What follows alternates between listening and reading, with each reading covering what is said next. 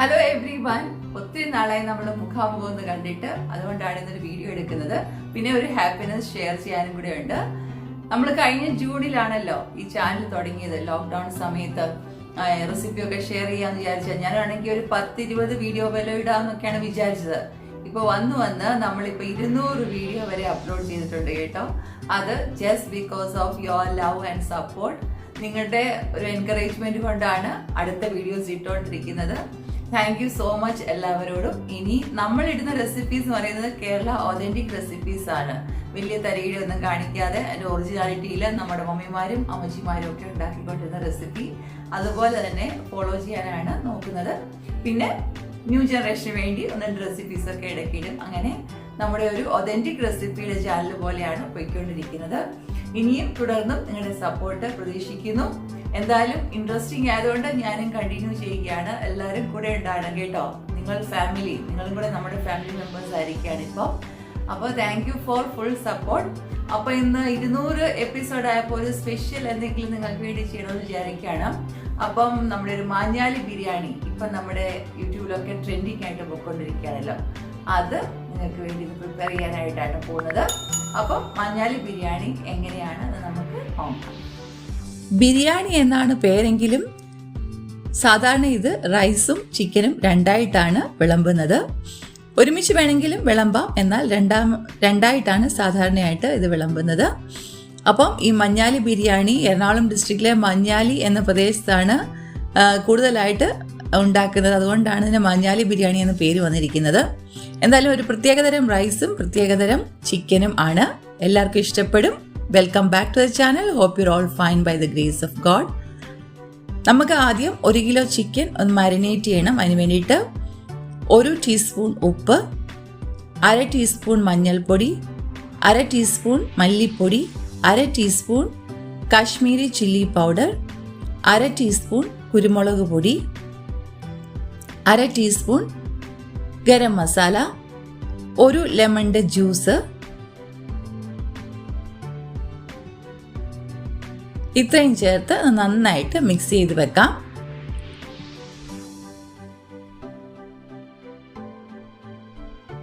പിന്നെ നമുക്ക് റൈസ് ഒന്ന് കുതുക്കാനായിട്ട് ഇടണം. അതിന് വേണ്ടിയിട്ട് 1 കപ്പ് റൈസാണ് ഇവിടെ എടുത്തിരിക്കുന്നത്. അതിന് കുറേയേറെ വെള്ളം ഒഴിച്ച് അതൊന്ന് സോക്ക് ചെയ്യാനായിട്ട് വെക്കാം. 1/2 മണിക്കൂർ സോക്ക് ചെയ്താൽ മതിയാവും. ബാക്കി പ്രിപ്പറേഷൻ ചെയ്യുന്ന സമയം കൊണ്ട് സോക്കായിട്ട് വരും.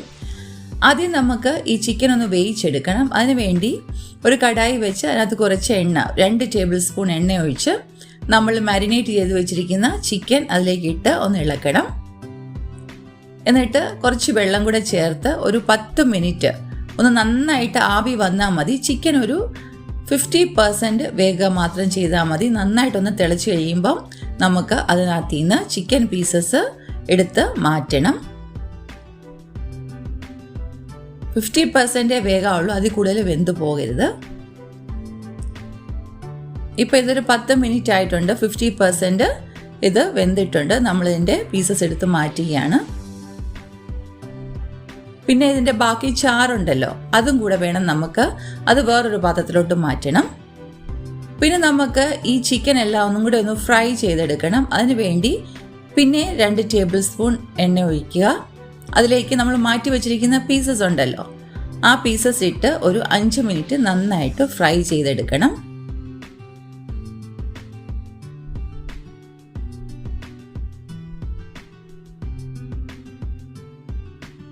അഞ്ച് മിനിറ്റ് ആയിട്ടുണ്ട്. കഷ്ണങ്ങളൊക്കെ നന്നായിട്ടൊന്ന് ഒരു ബ്രൗൺ കളറിലോട്ട് മാറി ഫ്രൈ ആയ പോലെ ആയിട്ടുണ്ട്. ഇനി നമുക്ക് ഈ ബാക്കി വരുന്ന എണ്ണയിൽ തന്നെ ചിക്കൻ കറി ഉണ്ടാക്കാനുള്ള പ്രിപ്പറേഷൻ ചെയ്യാം. അതിലേക്ക് ഒരു 2 സവാള അരിഞ്ഞതിടുക.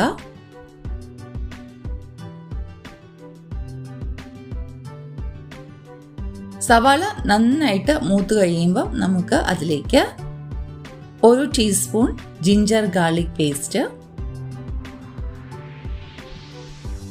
2 പച്ചമുളക് അരിഞ്ഞത്,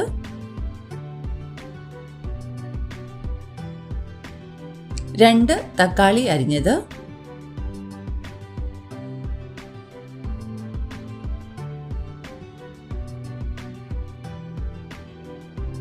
കുറച്ച് മല്ലിയില, 1/2 ടീസ്പൂൺ ഉപ്പ്, 1/4 ടീസ്പൂൺ മഞ്ഞൾ, 1/4 ടീസ്പൂൺ കുരുമുളക് പൊടി, 1/2 ടീസ്പൂൺ കാശ്മീരി ചില്ലി പൗഡർ,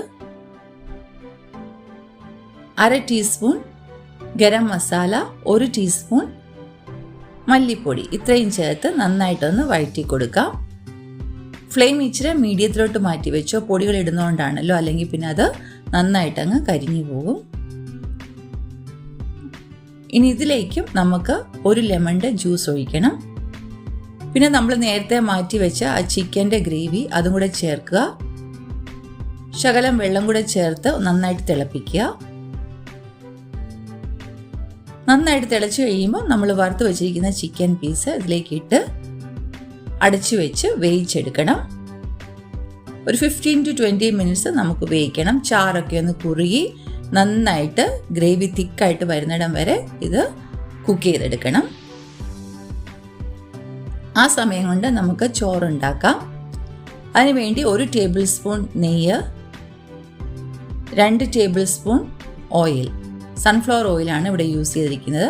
നമുക്ക് ആദ്യം ഗാർണിഷ് ചെയ്യാനുള്ള കാഷ്യൂ നട്ടും റേസിൻസും ഒന്ന് ഫ്രൈ ചെയ്ത് മാറ്റാം.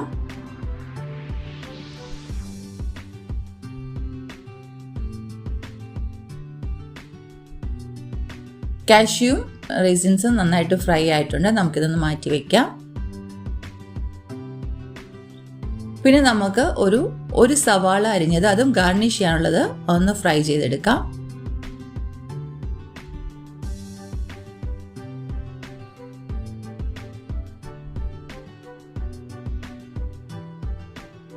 സവാളയും നല്ല ബ്രൗൺ നിറത്തിൽ ആയിട്ടുണ്ട്, അതും കൂടി എടുത്ത് മാറ്റാം.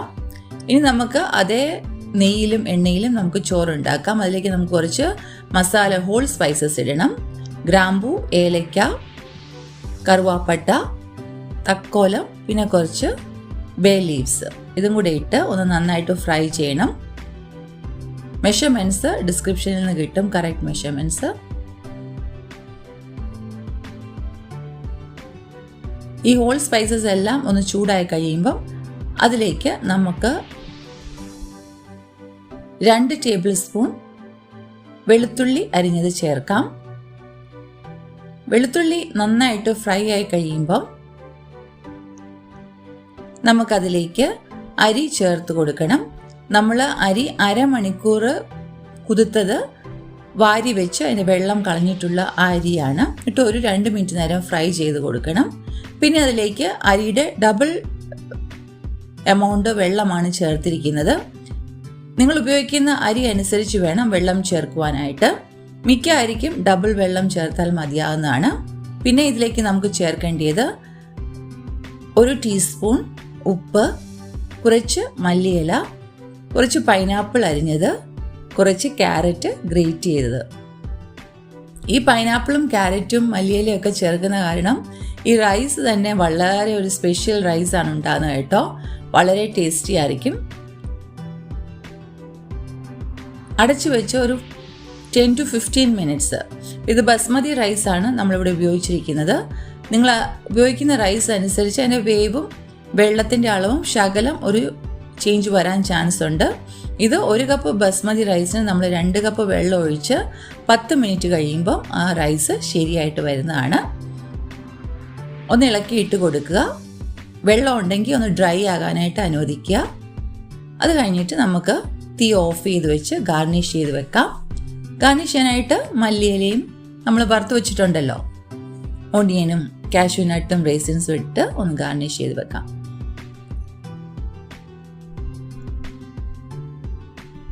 ഇത്രയും സമയം കൊണ്ട് നമ്മുടെ ചിക്കൻ നന്നായിട്ട് വെന്തിട്ടുണ്ടായിരിക്കും. നമ്മൾ വറുത്തൊക്കെ ഇട്ട കാരണം ചിക്കൻ പീസ് ഒന്നും പൊടിഞ്ഞു പോകത്തില്ല. ഗ്രേവി നന്നായിട്ട് തിക്കായിക്കോട്ടെ. അപ്പോൾ നമ്മുടെ ചിക്കനും റെഡി ആയിട്ടുണ്ട്. നമുക്കിനി അതെങ്ങനെയാണ് സെർവ് ചെയ്യുന്നത് നോക്കാം. നല്ല കുഴിയുള്ള ഒരു പാത്രം എടുക്കുക. സ്റ്റീലിൻ്റെയോ ഗ്ലാസിൻ്റെയോ മതിയാവും. അതിലേക്ക് ഗാർണിഷ് ചെയ്യാനുള്ള സാധനങ്ങളൊക്കെ നമുക്ക് ഇട്ട് കൊടുക്കാം. ഒണിയൻ, മല്ലിയില, കാഷ്യൂ നട്ട്, ക്യാരറ്റ് ഗ്രേറ്റ് ചെയ്തത്. ഇനി ഇതിലേക്ക് നമുക്ക് നിറച്ച് റൈസ് വിളമ്പി കൊടുക്കാം.